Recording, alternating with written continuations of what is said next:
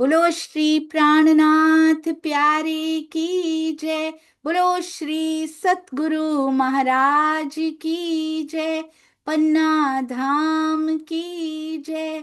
सर्व सुंदर साथ की जय। आप सभी सुंदर साथ जी के धाम हृदय में विराजमान शोभायमान प्राण प्रियतम प्राण वल्लभ हृदय सम्राट पिया जी, आपके नूरी कोमल चरणार बिंद में कोटान कोट प्रणाम जी। डे 85 आज 85वां दिन परमहंस महाराज जी की बीतक चर्चा राज्य करें। कागज पे इसका समापन हो भी, किताब के रूप में हो भी, पर जीवन में कभी ये बीतक का समापन ना हो। हम इस हमेशा ढूंढते रहें अपने प्रसंगों में और घटाते रहें और महाराज जी के जीवन को अपने जीवन में समाते रहें। ईमान पक्का करके जो सच की राह पे चलता है, रखने अपनी मेहर तले, मेहरबान उसको चुनता है, मेहरबान उसको चुनता है। ये भी प्राण है सुंदर साथ जी। ये शब्द जो सुंदर साथ लिखने की सेवा कर रहे हैं ना, उनका हृदय भी कितना कोमल और कितना प्यारा है। उनके चरणों में भी कोटि कोटि प्रणाम।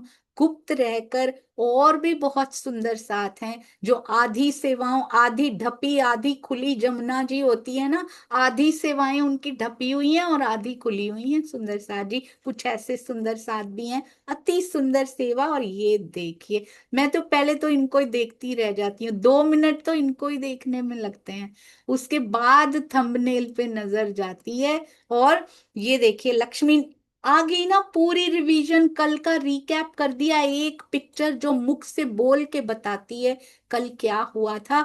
लक्ष्मी नारायण जी हर एक जहाज, ये जहाज में चढ़ते जा रहे हैं, इधर जहाज में चढ़ते जा रहे हैं, हर जहाज के छूटने के बाद वो आ जाते हैं महाराज जी से अनुमति लेने। अब जो बाकी कटे हैं उन मूर्तियों की टिकट कटा दूं? महाराज जी कहते हैं नहीं नहीं, अभी दूसरा जहाज भी जाने दो। ये क्यों पकड़ा है उन्होंने अपने हाथ में? याद है सुंदर साथ जी? हमारे सुंदर साथ की सेवा याद ना भी हो तो याद करा देते हैं। एक छोटा सा ध्यान से देखें, क्यों दबा रखी है ये गीता उन्होंने अपनी बगल में? क्योंकि उनको गीता के साथ ही, महाराज जी के श्रीमद् भगवत गीता के साथ ही दर्शन हुए थे। वो स्नान करते थे, 4-4 घंटे जल में खड़े रहते थे और गीता जी का पाठ करते रहते थे। महाराज जी ने पूछा था, पाठ ही करते हो या मर्म भी जानते हो? किसी को गुरु किया, किसी ने समझाया? बोले नहीं, हम तो पाठ ही करते हैं। महाराज जी से उसके मर्म जानकर, कृष्ण कितने प्रकार के होते हैं श्री कृष्ण जी, और सारे भेदों को जानकर तब लक्ष्मीदास जी खड़े हुए और बार बार सेवा में स्वयं को प्रस्तुत कर देते हैं। महाराज जी फिर वापस भेजते हैं, वो फिर आ जाते हैं और अब कहते हैं 17 बचे हैं। सब साधु इसी आस में खड़े हैं कि महाराज जी साथ ले चलेंगे। वो साथ लेते हैं, खाने पीने तक साथ लेते हैं कि तुम खा पी लो, तुम अपना जो तुमने आराम करना कर लो। पर कुछ काम ऐसे होते हैं जिसमें चुनिंदा को ही लेकर चला जाता है, और वो चुनिंदा की जब छटनी की जाती है, सब कुछ छोड़ देते हैं, वो ऐशो आराम मेले सब छोड़ देते हैं। केवल चरणों को जो चुनता है तो मेहरबान भी उसको चुन लेता है और अपने साथ लेकर चलता है। अति सुंदर ये घटनाएं, कभी पता ही नहीं था महाराज जी आपकी बीतक में इतना प्रकाश छुपा हुआ है जो अंधेरे हृदयों को प्रकाशित कर सकता है। आइए चलते हैं अति सुंदर महाराज जी के गुणों का गायन हमारी प्रेरणा जी के द्वारा। प्रणाम जी। प्रणाम जी सुंदर साथ जी, सबके चरणों में कोटि कोटि प्रणाम। वो मस्तियाँ जो लुटाती हो तुम निगाहों से, वो मस्तियाँ जो लुटाती हो तुम निगाहों से, कि प्यार आए पिया तेरी उन अदाओं पे, वो मस्तियाँ जो लुटाती हो तुम निगाहों से, तमाम बातें अर्श की तुम्ही से जानी है, तमाम बातें अर्श की तुम्ही से जानी है, बुला रहे हो तुम्ही सुख की उन फिजाओं से, बुला रहे हो तुम्ही सुख की उन फिजाओं से, वो मस्तियाँ जो लुटाते हो तुम निगाहों से, पिया हमारा तुम्हारा तो ऐसा नाता है, पिया हमारा तुम्हारा तो ऐसा नाता है, जो छुप सके न बयां हो सके बेगानों से, जो छुप सके न बयां हो सके बेगानों से, वो मस्तियाँ जो लुटाते हो तुम निगाहों से, पड़ी है जब भी कोई हम पे मुश्किलों की घड़ी, पड़ी है जब भी कोई हम पे मुश्किलों की घड़ी, दुआएं आपकी पाई है अपनी राहों में, दुआएं आपकी पाई है अपनी राहों में, वो मस्तियाँ जो लुटाते हो तुम निगाहों से, वो मस्तियाँ जो लुटाते हो तुम निगाहों से,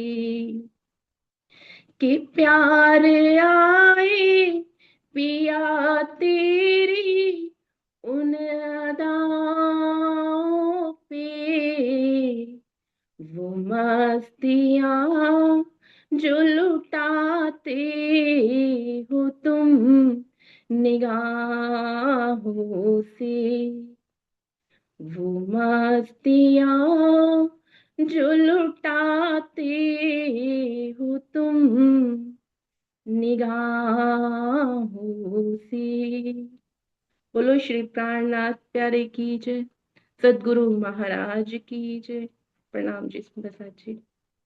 प्रणाम जी, चरणों में कोटि कोटि प्रणाम जी। और सुंदर साथ जी, आपको पता है प्रेरणा जी ने पहला गायन हमारे अखंड पाठ के दौरान रखा था। और पता नहीं, हृदय कहता था कि आशिमा जी की तरह हमारी प्रेरणा जी भी एक हीरा बन के बाहर निकलेंगी। बहुत सुंदर भाव। और राजी स्वर तो मीठा है, उसमें और मिठास भरते चले जाते हैं जब अंदर के भाव अति सुंदर होते हैं। ऐसे ही गाते रहिए, महाराज जी को, श्री राज जी को रिझाते रहिए। प्रणाम जी, प्रेरणा जी, कोटि कोटि प्रणाम। अब एक वाणी गायन भी जरूर तैयार कीजिएगा। प्रणाम जी, प्रणाम जी। शुक्र है धनी जी का। आइए चलते हैं अति सुंदर, अति प्यारे महाराज जी और उनकी बीतक क्या क्या सुंदर साथ जी हमें सिखा रही हैं। ये देखिए कहाँ पहुंच गए, याद है ना, हरिद्वार के मेले में उधर। और ये बीतक भी वहीं पहुंची है, और महाराज जी की बीतक भी देखिए वहीं पहुंची। कहते हैं इतना सुंदर प्रबंध लक्ष्मी नारायण सेठ जी ने किया, अब करवा दो टिकट। अब 17 टिकट कटवाए गए और बड़े भाव से सादर मेले में लेकर आए स्वयं सेठ जी। जो क्षेत्र खोल दिया भोजन का, जो चाहे भोजन जीम ले, केवल छटनी करनी थी। वहां आकर फिर वहां के साधु संत फिर मिल गए होंगे। कहते हैं 3 रोज तक अपना सब कुछ, 3 रोज का ही मेला था वहां पे, खर्चा सेठ जी ने किया। और वहां विकट प्रश्नोत्तर कहते हैं होते रहे और सत्संग चलता रहा। धुरंधर विद्वान आए थे जिन्होंने उसमें भाग लिया था। इधर हरिद्वार के मेले में भी देखिए कैसे कैसे विद्वान आए थे। और राजी ने वो लीला छठे दिन में भी करके दिखाई हमको, कि उनके हाथ में चाहे वाणी हमें दिखाई दे रही है या नहीं, पर वाणी जिनके हृदय में है, पिया स्वयं ज्ञान में कलेवर उनके हृदय में उतार चुके हैं। कहते हैं दिन दूना रात चौगुना भक्ति भाव का रंग सब पे चढ़ता जा रहा है, क्योंकि गंगा सागर के मेले पे भारी सभा लगी है महाराज जी की। और इतने नर नारी, क्योंकि मेला लगा हुआ है वहां पे, इतने नर नारी एकत्रित होते चले जा रहे हैं। और लक्ष्मी नारायण जी पे प्रभाव और गहरा पड़ गया महाराज जी का, क्योंकि अभी अभी पिछले शहर में ही तो मिले थे, और हरिद्वार में जब आकर देखा तो एक हृदय में ईमान की भी मोहर पक्की हो गई कि सब दिलों पर राज्य करने वाले महाराज जी के चरणों में मैं बिल्कुल ठीक राह मैंने चुनी है। तो कहते हैं पहले ही उनकी आंखें काफी खुल चुकी थी, तभी तो सेवा में आगे आए थे। परंतु जब मेले में ये वाद विवाद के प्रसंग हुए ना, सारे प्रश्न पूछते थे प्रश्नोत्तरियां, और महाराज जी फटाफट उत्तर दिए जाते थे, यथा प्रश्न तथा उत्तर दिया जाता था। सेठ जी तो पूरे के पूरे समर्पित हो गए महाराज जी के चरणों में। कहते वो पहले इतनी सेवाएं देते थे, वहां भाव से खड़े के खड़े ही रह जाते थे सेठ जी, इतने भाव विभोर हो जाते थे वो। जब प्रश्नोत्तरी ज्ञान कितना जरूरी होता है ईमान को पक्का करने के लिए, ये महाराज जी बता रहे हैं। जैसे जैसे प्रश्नोत्तरियां सुनते चले गए, ईमान और पक्का होता गया। इतनी सेवाएं दी वहां सेठ जी ने, कोई कमी नहीं रहने दी। और कहते हैं फिर तीसरे दिन, 3 दिन का मेला था, तीसरे दिन फिर कलकत्ते को वापस लौट पड़े, क्योंकि कलकत्ता से ही गए थे, कलकत्ते के ही सेठ जी थे, वहीं वापस लौट पड़े।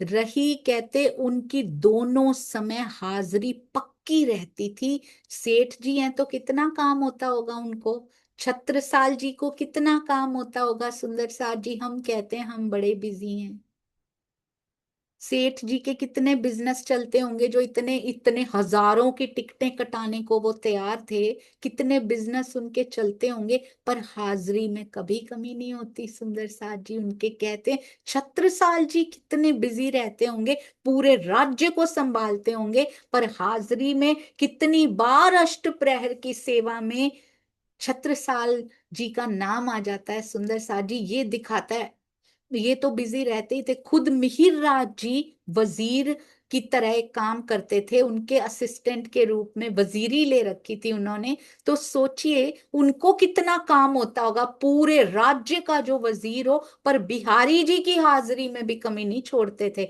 सुबह जाने से पहले कहते सुबह सुबह उठकर नित्य कर्म से निवृत्त होकर बिहारी जी के चरणों में पहुंच जाते थे, हाजिरी लगा के अपने काम पे जाया करते थे। और फिर शाम को 4 बजे वापस आके हाजिरी लगाकर सुंदर साथ जी को चितवन करवाने बाग में ले जाया जाता था। इसमें इस सेवा में कितना भी व्यस्त होते हुए भी कोई कमी नहीं आती थी। सेठ लक्ष्मी नारायण दास जी भी बिल्कुल उन्हीं नक्शे कदमों पर चलते चलते दोनों वक्त महाराज जी के चरणों में हाजिर हो जाते हैं। कहते इतना अटल विश्वास उनको हो चुका था अब महाराज जी पर। और कुछ ही दिन अभी बीते थे गंगा सागर के उस मेले से वापस आए हुए कि कलकत्ते में इतनी प्रसिद्धि होती गई महाराज जी की।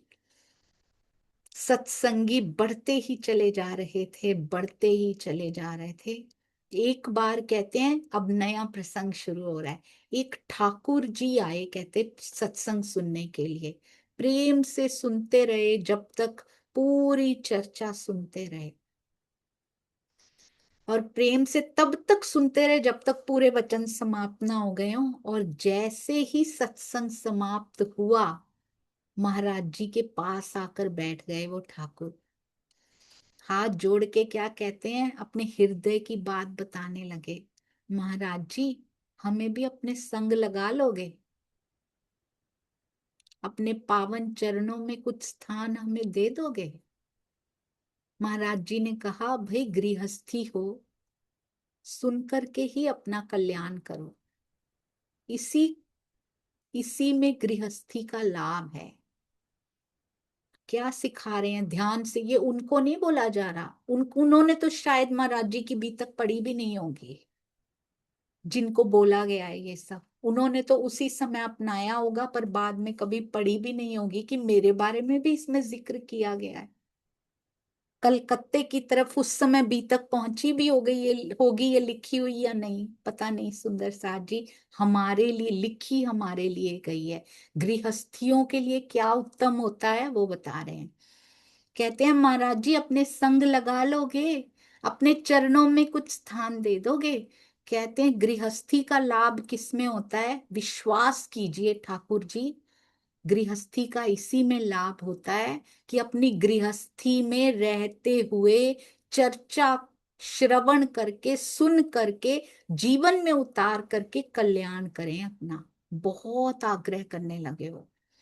महाराज जी ने स्वीकृति नहीं दी कि गृहस्थी का गृहस्थ नहीं बिगाड़ेंगे हम। घंटों गिड़गिड़ाते रहे कि हमें अपने चरणों में स्थान दे दीजिए, लगा लीजिए चरणों में। एक ये अवस्था भी होती है। और कहते हैं महाराज जी, कहते हैं दोपहर में ना हम थोड़ी देर सो जाया करते थे कभी कभी। तो महाराज जी सो जाया नहीं, सो से जाया करते। ये से बड़ा सुंदर है, उसमें भी आता है। सो जाया करते नहीं लिखा सुंदर सा जी, लिखा है थोड़ी देर दोपहरी हम सो से जाया करते थे। ऐसा लगता था सो रहे हैं। सब कहते होंगे ना थोड़ा आराम कर लो, श्री जी को भी तो कहते थे। 24 घंटे में एक पल का वर्णन नहीं आता अष्टप्रहर में जब श्री जी सो रहे हो। सबको जगाने वाला अपने शरीर को सुलाता भी नहीं। महाराज जी भी सो से जाते हैं, श्री जी भी सो से लेटते थे पर सोते नहीं थे। तुरंत आंख खोल के बोलते थे, अरे चर्चा में ऐसा नहीं, ऐसा हुआ था। चर्चा की अर्चा करते सुंदर साथ को तुरंत बीच में टोक देते थे, नहीं ऐसा नहीं, ऐसा भाई आत्मा को प्रतिबिंब कहा गया है, पर आत्म प्रतिबिंब स्वरूपा नहीं होती है। ठीक से दोहराई करो बड़े प्यार से। तो सोते हो तो कैसे पता लगेगा? वो नहीं सो सकते, वो आज भी नहीं सोते, वो आज भी सो से जाया करते हैं। सतगुरु भी ऐसे ही करते हैं। भरी ठंड में थोड़ा सा दरवाजा खोल के, पूरा दरवाजा बंद करके नहीं सोते कि कहीं पूरी नींद ना लग जाए, जो मुझे नहीं चाहिए। अध खुली सी ही रहे, तमस की नींद मुझे नहीं चाहिए। आज भी अक्षरातीत जिस भी तन में लीला करते हैं वो सो नहीं सकता। कहते हैं जैसे ही सो से कर उठे तो पास में एक महात्मा जी बैठे थे, और कहते हैं दाढ़ी मूछ सब सफा चट, कुछ नहीं था दाढ़ी मूछ। महात्मा और दाढ़ी मूछ ना हो ऐसे कैसे हो सकता? उनके तो बड़ी बड़ी लंबी लंबी दाढ़ी या ऐसे होता है ना। कहते ना कोई कमंडल, ना दंड कमंडल, कुछ भी पास में नहीं है। तन पे लंगोटी थी। मतलब महात्मा तो दिखा रहे हैं खुद को। कौन दिशा से आए हो महात्मा जी? कहते उठते ही हमने पूछा। कितना अंदर उनके वो है। आप सोचिए ये कौन आया, कौन दिशा से आए हैं महात्मा जी।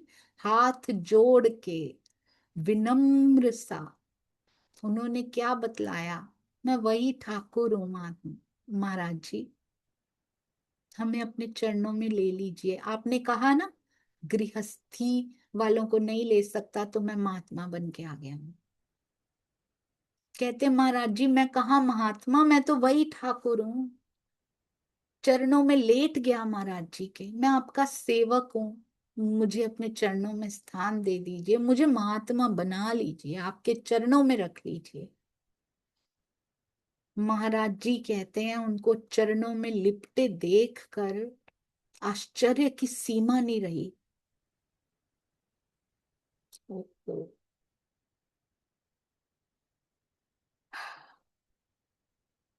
कहते इनको तो मैंने शिष्य बनाया भी नहीं, ना कोई मंत्र दिया, बिना बनाए बिना मंत्र के ये भला शिष्य कैसे बन गए हमारे। कहते ये तुमने क्या कर दिया, बिना सोचे समझे सिर मुंडवा कर आ गए तुम अपना। सिर मुंडवाने की घटना बीतक में भी आती है ना, जब मंत्र के लिए चुन लिया जाता है देवचंद्र जी को। इनको तो कहते मैंने कहा भी नहीं, ये खुद ही मुंडवा कर आ गए। कहते हैं अभी नाई से मुंडवाए हैं, अब इनको मुंडा ही रहने दो, इतनी कृपा कर लो। कौन कह रहा है ये, वो ठाकुर जी कह रहे हैं। कहते हैं अभी अभी मुंडवाए, अब इनको ऐसे ही रहने दो महाराज जी, अब एक कृपा इतनी और कर लो, हमें चरणों में रख लो, हमें शरण में ले लो, आज से सेवा में रहने दो, हम आपके सेवक हो गए हैं। महाराज जी उसकी उनकी विनती को सुन के हैरान अवाक रह गए। और उनकी पत्नी को जब पता लगा, पहले भी एक पत्नी आई थी याद है, कि मेरे पति को ये क्या कर दिया, उसको वापस वैसा ही कर दो। किसी सुंदर साथ जी को याद है मैं किन की बात कर रही हूँ। पहले भी एक की पत्नी आई थी कि ये बदल कैसे गए, इनको वापस वैसा का वैसा ही कर दीजिए महाराज जी। महाराज जी ने कहा अब ये वापस नहीं हो सकता वैसा, अब तो बदल गया ये। जी प्रफुल्ला दीदी। हाँ जी हाँ जी प्रफुल्ला दीदी। हाँ सीमा जी बोल दो, जी प्रणाम जी। बोलिए बोलिए आप। प्रफुल्ला दीदी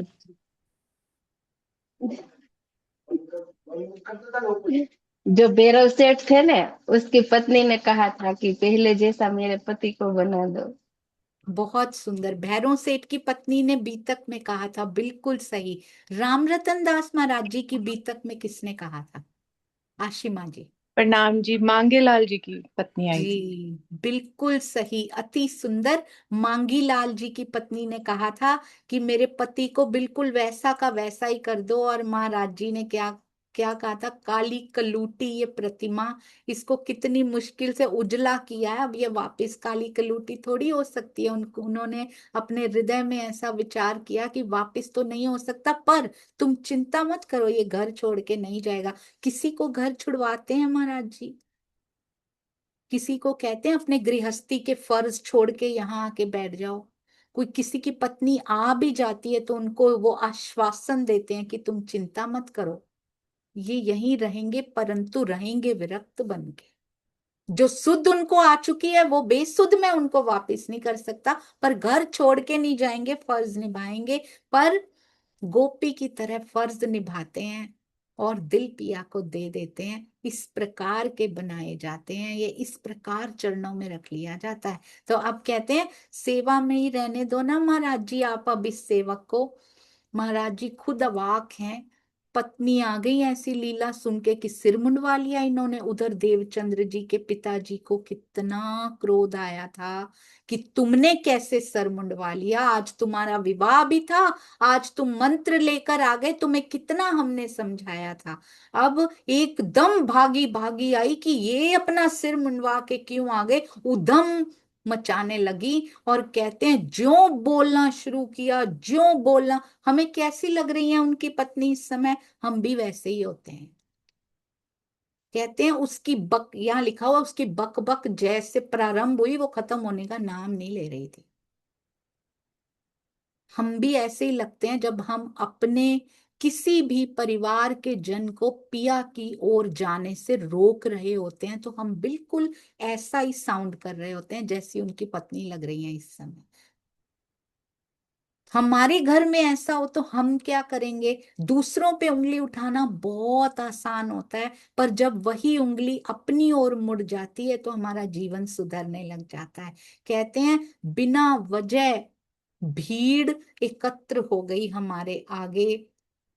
जब देवी जी ने कहते जो झंझट रचना वहां पे शुरू किया, बोलती गई बोलती गई बोलती गई, ये क्या किया, क्या क्या आरोप महाराज जी पे लगाए जा रहे होंगे कि तुम लोगों की गृहस्थियां उजाड़ते फिरते हो, ये क्या कर दिया मेरे पति को, क्यों उसको गृहस्थी से वैराग्य बना दिया, जाने क्या क्या वो बोलती जा रही हैं। भीड़ सारी जुट गई है वहां पर आकर, और कहते हैं महाराज जी बहुत शांत, उन पे कोई असर नहीं होता। वो सत्य बोलते हैं और सत्य को ऊंचा बोलने की भी जरूरत नहीं पड़ती। उसमें स्वाभाविक बल ऐसा होता है कि एक वचन भी बहुत हजारों वचनों पे भारी पड़ जाता है जो क्रोध में बोले गए हों। इसीलिए यहां से सीखने को मिलता है हमें सुंदर सा जी, सीख सीख के जीवन की घटनाओं में अप्लाई करेंगे तो महाराज जी की बीतक सुनी या फिर ग्रहण की का बेनिफिट हमारी लाइफ को मिला, हम राज्य की तरफ बढ़ते गए। यही विकार हैं जिनको निकालना है। कभी भी क्रोध में, कभी भी उसी समय, कहते हैं ना पत्र लिखिए क्रोध में बैठकर, अब तो पत्र नहीं होते तो व्हाट्सएप के मैसेजेस होते हैं, ना आप क्रोध में कॉल कीजिए, ना क्रोध में पत्र लिखिए, ना ही कोई निर्णय लीजिए। थोड़ी देर उसको शांत हो लेने दीजिए, उसके बाद लिखिए, उसके बाद निर्णय लीजिए। तो महाराज जी तो हमें थोड़ी देर लगती है, महाराज जी को नहीं लगती। वो उस समय भी वैसे के वैसे शांत चित्त, कहते हैं ये काम तुम्हारे पति ने खुद ही किया है, हमें तुम्हारे पति की जरूरत नहीं है, किसी भी कीमत पे जरूरत नहीं है तुम्हारे पति की, और किसी को बहकाने में हमारा कोई कारोबार या हमारी कोई रुचि भी नहीं है। आप ये बताइए सुंदर साथ जी, महाराज जी को धन चाहिए जो वर्गलाते फिरेंगे सबको? संख्या का लालच पद वाले को होता है या प्रतिष्ठा वाले को होता है, या फिर धन जिसको चाहिए उस संख्या से, वो जो उस संख्या में धन की नजर से देखता है, कौन किस पद पे है, कौन सी नौकरी सुंदर साथ कर रहा है या कौन सा बिजनेस कर रहा है, ये नजर उसकी होती है जिसको उनसे, जो उनको धन की मशीन समझता है। संख्या उसको चाहिए होती है जिसको भीड़ चाहिए कि हाँ इनको इतने सुनते हैं। जिसको कुछ नहीं चाहिए ना, वो शहंशाह होता है। चाह मिटी चिंता गई, कोई चाह नहीं उसको, कोई चिंता नहीं उसको, सोई शहंशाह होता है सुंदर साथ जी। सुंदर साथ में भी यदि हम धन के उस पे तौलते हैं, इनको ज्यादा इज्जत दो, इनको कम इज्जत दो, तो फिर हम उनके अंदर की चेतना को नहीं देख पा रहे हैं। फिर हम सबको आत्म के रूप में हम अपना नहीं पा रहे हैं सुंदर साथ जी। कोई काला दिखता है, कोई गोरा, शरीर के रंग रूप, शरीर के पद अगर अभी भी दिखाई दे रहे, कपड़े दिखाई दे रहे हैं, इन्होंने ऐसे पहने, इन्होंने ऐसे पहने, इन्होंने ऊपर ऊपर का ही देखते जा रहे हैं, तो हमने अंदर देखना सीखा ही नहीं है। तो फिर हम अपने अंदर भी कहाँ से देखेंगे? हम अपने भी बाहर बाहर ही देखते रहेंगे। महाराज जी को कहते मुझे कोई दरकार नहीं है, उनको क्या धन चाहिए? उनको कुछ नहीं चाहिए होता है। और वो तो भूखे रहने के भी, भूख से यारी है, उनकी दोस्ती है भूख से, उनको तो भूखे रहने से भी डर नहीं लगता। उनको किसी चीज से ना, उनको छत चाहिए, वो तो बिना एक लंगोटी के भी रह लेते हैं, और वो भी संतुष्ट होके, रो रो के नहीं रहते। लंगोटी नहीं है, रो नहीं रहे हैं, आंख वाला देख रहा है। वो ऐसे चाहता है तो ऐसे घुमा रहा है, मैं क्यों मांगू किसी से? मेरा प्रीतम देख रहा है तो मैं क्यों मांगू किसी से? जब उसने देना होगा तो देगा। जब तन ढक के घुमाना होगा तो वैसे घुमाएगा। उनको कोई फर्क नहीं, कहते हमें तुम्हारे पति से कोई दरकार नहीं है, कोई इच्छा नहीं है। कोई एक सुंदर साथ चला भी जाता है तो क्या हो गया? यदि हमने उनको धन की वजह से नहीं तोला था या उनको एक भीड़ का हिस्सा नहीं माना था कि हाँ संख्या बढ़ रही है, एक संख्या नहीं माना था, उनको बुलाने मत जाइए सुंदर साथ जी। उनके हृदय में चोट लगेगी वो, और जहां भी बैठे उनके लिए अपने हृदय से तरंगे भेजिए। वो जहां भी जाएं सही रास्ते पे चलें, पिया की ओर बढ़ें। कोई फर्क नहीं पड़ता वो पिया के किस दरबार में बैठे हैं, कोई फर्क नहीं पड़ता, एज लॉन्ग एज वो पिया के सही रास्ते पे उनके हृदय की तरफ बढ़ रहे हैं। पिया उनकी भी तो परीक्षा ले रहे हैं ईमान की। वो जहां मुड़ेंगे धनी उनकी तरफ, जैसा परीक्षा में पास करेंगे वो वहां उनको बिठाएंगे जिस क्लास में वो बिलोंग करते होंगे, जहां उनको बैठना चाहिए। ये धनी के डिसीजंस हैं। इसीलिए हम लोग कभी किसी को कॉल नहीं करते। This is principal of Shri Prannath ji Vani Parivar. हम कभी इसलिए कॉल नहीं करते कि आप क्यों नहीं आते या आप कहीं और क्यों बैठते हैं। शुक्र है राज जी का, कहीं तो बैठ रहे हैं, मेरे धनी की दरबार में तो बैठ रहे हैं, शुक्र है। बस किसी का छूट ना जाए, ऐसा ना हो कि कोई सुंदर साथ पिया से ही विमुख हो जाए, ये नहीं होना चाहिए। उनके लिए भी हृदय से तरंगे भेजिए। महाराज जी कहते हैं हमें कोई फर्क नहीं पड़ता, हमें नहीं चाहिए, हमें जरूरत नहीं है उसकी, और महाराज जी की जरूरत उनको होती है। महाराज जी को वो अकेला ही काफी होता है सुंदर साथ जी। ये हमारा अहंकार कहता है कि हमने साथ ना दिया ना इनका तो फिर ना ये काम हो सकता। वो अकेला काफी होता है, उसका सत्संग ब्रह्मांड चला लेता है सुंदर सा जी। हमें केवल शोभा दी गई है सच के पीछे खड़े होने की, और उससे उसमें भी अक्षरातीत का नहीं, हमारा ही फायदा है। इसी इसी जन्म में मिल जाएंगे वो, इसी यही जीव तर जाएगा, भव सागर से पार हो जाएगा। कहते हैं अब उसकी पत्नी भागी भागी आई ना, महाराज जी कहते हैं हमें नहीं दरकार कोई भी, और ना हमें किसी को बहकाने का कोई कारोबार है, हमारा कारोबार चलता है उससे। तो किसी की भी गृहस्थी तोड़ने की सलाहें मत दीजिए, ये सीखा है हमने महाराज जी से। उनके भी बच्चों, उनके भी पत्नियों के से बददुआ निकलती है, किसी के परिवार तोड़े जाते हैं। सुंदर सा जी ब्रज में हमने गोपियों की तरह रह के दिखाया है, आज भी रहा जा सकता है। इसीलिए सबको यही कहिए, घर मैंने स्वामी जी से पूछा था एक बार, उन्होंने मुझे पूछा था, मैंने सुना है, मैंने ऐसा सुना है कि आप घर छोड़ देंगी। तो मैंने कहा मैंने तो ऐसा कुछ नहीं सोचा, पता नहीं आपने सुना होगा। मैं अपना कहते बताइए, तो मैंने कहा मैं आपको बाद में बताऊंगी, पहले आप आदेश बताइए, आपका आदेश क्या है, मुझे क्या करना चाहिए। तो उन्होंने कहा गृहस्थी में सन्यासिनी बन के रह रही है ना, तो गृहस्थी में पूर्ण सन्यासिनी बन के ही रहिए। वो that is the best setting पिया जी को पाने की। गृहस्थी में रहकर अगर हम दिल से छोड़ पाते हैं ना, कार्य करते हुए, सारे फर्ज निभाते हुए, तो उससे सुंदर कुछ नहीं हो सकता। और उन्होंने कहा था सन्यासी होते हुए भी गृहस्थियों जैसी तृष्णाओं में फंसे रहना, मोह में, लोभ में, वो सबसे खराब होती है। तो आपको जहां राज जी ने रखा है आप वहां रहकर सेवा कीजिए।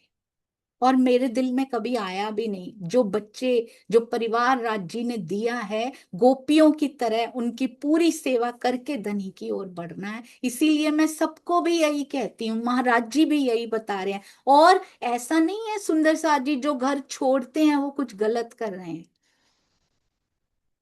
जिनको छोड़ना पड़ता है राजी ने उनके लिए वैसा ही खेल लिखा होगा। हर कोई अपने रोल में फिट है, किसी की कोई बुराई नहीं करनी है इसमें, हर कोई अपनी जगह पे सही है। बस हमें अपनी यात्रा पे ज्यादा से ज्यादा ध्यान देना है, ये करना है, और सबको यात्रा करने में मदद करनी है। कभी कभी हम ट्रेन में जाते हैं ना, किसी को यही नहीं पता होता, वैसे ना भी पता हो तब भी स्टेशन, तभी उसी स्टेशन पे ही पहुंचाती है ट्रेन। पर कुछ कुछ पूरा होमवर्क करके आते हैं, पता है कि ट्रेन इस स्टेशन पे, उनके पास पूरी लिस्ट होती है, आजकल तो मोबाइल्स में होती है, इस स्टेशन पे इतने मिनट रुकेगी, और यहाँ यहाँ ये चीजें खाने पीने की फेमस होती हैं, उनको सारी इंफॉर्मेशन होती है। और किसी को कुछ भी नहीं पता होता, वो बस बैठते हैं, कुछ सो के ही बिता देते हैं, पूरी जर्नी में सो जाते हैं, उनको यात्रा का आनंद नहीं मिल पाता। कुछ बैठे होते हैं पर बिना किसी उसके, वो देखते रहते हैं, बाहर अंदर देखते रहते हैं, इधर उधर, पर्पस नहीं पता होता उनको, but they are also going. जा सब एक ही जगह पे रहे हैं, पर किसी ने पूरा होमवर्क किया होता है, यहाँ रुकेगी, ऐसा होगा, देखा यहाँ रुक गई ना इतने मिनट। वो सब यात्रियों से कई बार बात भी करते रहते हैं, अच्छा आपको पानी चाहिए, यहीं उतर के ले आइए, यहाँ ज्यादा समय रुकने वाली है ट्रेन। वो यात्रा का आनंद लेकर दूसरों को भी दे रहे होते हैं। तो हर यात्री डिफरेंट तरह, पहुंचना सबको वहीं पर ही है। तो क्यों ना सोकर क्यों देखनी है ये यात्रा, अंत में तो उठना पड़ेगा। आंखें मलते हुए क्यों उठना है, जाग कर यात्रा कीजिए, आनंद लेते हुए। कोई थंब गिनता है, कोई कुछ गिनता है, कोई मिनट गिनता है, कोई लीला देख रहा है, कोई बीतक में झील रहा है, कोई परमहंसों की बीतक में विचरण करता हुआ ये यात्रा कर रहा है। सोना क्यों है सुंदर साथ जी, आनंद लेते हुए और दूसरों को देते हुए। किसी का तकला टूट गया है, अपनी ही यात्रा में से समय निकाल के उसके तकले को भी दुरुस्त कर दीजिए, मरम्मत कर दीजिए उसकी। हमें और मिलेगा पिया जी से, और बल मिलेगा धनी जी से। और सबसे प्रेम कीजिए। एक ट्रेन में हमें पता होता है कि लिमिटेड टाइम की ट्रेन है, ना लड़ो किसी से भी। कोई कुछ कहता भी है ना, हम चुप कर जाते हैं। अगर हमारा मन या कोई नहीं भी मिल रहा होता ना विचार, हम ट्रेन में बहस नहीं करते। ये ट्रेन ही है, थोड़ी सी लंबी है बस, हम अभी ऐसा लग रहा है लंबी है। यहाँ भी किसी से विवाद नहीं करना, चुप कर जाना है। क्योंकि वृथा विवाद करके क्या होगा, अपना ही मन खट्टा होगा, और खट्टे मन में राजी नहीं होते, मीठा करने से राजी आते हैं। तो मीठा कीजिए, मीठा ही अपने अंदर भी रहने दीजिए। कहते हैं ले जाओ इसको, कहते हैं अपना कोई भी काम इसके आने पे ऐसा नहीं है कि इसके आने पे ही चलेगा, और इसके ना आने से हमारा कोई कार्य रुक जाएगा। ऐसे होते हैं संत, ऐसे होते हैं परमहंस सुंदर साथ जी। ना तो इसके आने पे कुछ बनेगा, ना इसके जाने से रुक जाएगा। ये उनको नहीं बता रहे, हम भी ऐसे ही हैं। हम कोई सेवा कर रहे हो, ऐसा नहीं मेरे होने से ही ये सेवा होगी, मेरे जाने से ना, किसी के आने से हुई ना किसी के जाने से कोई सेवा कभी रुकी है, कभी नहीं रुकती। जो उसने हृदय में ले लिया है, वो किसी ना किसी के माध्यम से वो करवा लेंगे। अहंकार खड़ा हो जाता है कि मुझसे चलता है, मुझसे कुछ नहीं चलता, उससे चलता है। ये हमें सुना रहे हैं, ये उनको नहीं बता रहे, ये हमें बता रहे हैं। ना तुम्हारे आने से कोई काम बनता है, ना तेरे जाने से कुछ बिगड़ जाता है। बस तुझे शोभा दी है, सब सुंदर साथ जी को शोभा दी है, उसको विनम्रता से धारण करो। ब्रह्मंगना होने की शोभा, सेवा करने की शोभा सारी है उसकी। बस वो दे रहे हैं। कभी ये मत समझना कि मेरे ना होने से कुछ रुक जाएगा, दुनिया में कभी कुछ रुका है आज तक, और किसी और को खड़ा कर देंगे राज्य। क्योंकि असल में तो हाथ ये दिखते हैं, पर अंदर बल इनको चलने का वही दे रहा होता है, सही रास्ते पे चलने का बल। कहते हैं तू ले जा इसको अपने साथ ही, यहां मत गुजारने दो उसको, और समय अपने साथ ही ले जाओ। और देवी, महात्माओं में कृपया उद्यम मत मचाओ, बहुत स्ट्रोंग ऐसा वचन ऐसा हो। आई हैव फेल्ट इट, मैं इतनी कमजोर रह चुकी हूँ सुंदर सा जी। तारतम वाणी का टॉनिक क्या बल देता है, जब इसको पिया जाता है ना तब पता लगता है। ऊपर ऊपर से होती थी ना, मैंने आपको पहले भी बताया, 5 मिनट्स का प्रवचन बोलती थी मैं, खाली अंदर पूरा, परिस्थितियां आई ऐसे, गई अंदर खाई में गिर गई मैं। खाई में गिरना किसको कहते, बाहर नहीं निकल पा रही थी, और मुझे लगता था मेरा जीवन खत्म है। I was in depression for 2 years। पर जैसे ही पिया हाथ पकड़ते हैं और ये पीना शुरू करता है, ये जीव तैयार होता है। एक दिन उसको समझ आती है, क्या मैं खाई में बैठने आई थी यहाँ? क्या ये खेल है मेरा? क्या मैं ये करने आई थी यहाँ पे? मैं ये नहीं करने आई थी। और मैंने देखा है सुंदर साथ जी, दुखों दुख पिया के पास लेके जाता है। सुख और खतरनाक होता है। इस दुख तो पिया के पास लेके जाता है। शुक्र है राज जी, वो खाई का मैं शुक्रिया अदा करती हूँ, शुक्र है उसमें गिरी थी, वरना मैं तेरा हाथ कभी ना पकड़ पाती। सुख बहुत खतरनाक होते हैं, मैंने मैंने झेले हैं वो सुख। मैं दुख को झेलना नहीं बोलती, अब सुख झेले हैं। बिल्कुल धनी से दूर 15 साल इतने सुखों में लीन कि धनी का नाम भी लेना उन पे एहसान जताना होता था। सुंदर सा जी, इतने गुनाह, आज लगता है ये गुनाह कितना बड़ा किया तुझसे इतना दूर रहने का। सुख बहुत खतरनाक होते हैं, जरा बच के ध्यान से रहिएगा जब सुख आ जाए तो। दुख उनके पास ले जाता है, पर वो भी विवेक बुद्धि आए, वो आने में बड़े साल लग जाते हैं। बड़े साल तो रोते ही रहते हैं, हम समझ नहीं पाते हैं। कहते हैं ऊधम मत मचाओ, और फिर वाणी में, और जब से महाराज जी की बीतक शुरू हुए तो शायद अभी 1 साल, मुझे नहीं पता हुआ होगा या नहीं, आज देखूंगी मैं कब शुरू हुई थी।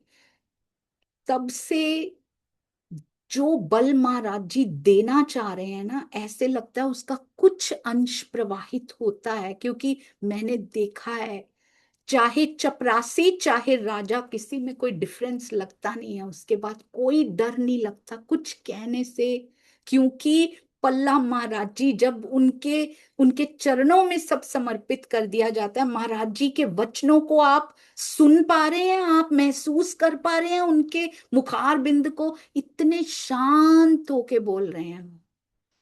कहते हैं उद्यम मत मचाओ देवी, यहाँ महात्माओं में हमारे किसी काम का नहीं है, ले जाओ आप, हमारा कोई कार्य नहीं रुक रहा, ना हमने इसी को किसी भी प्रकार से बहकाया है।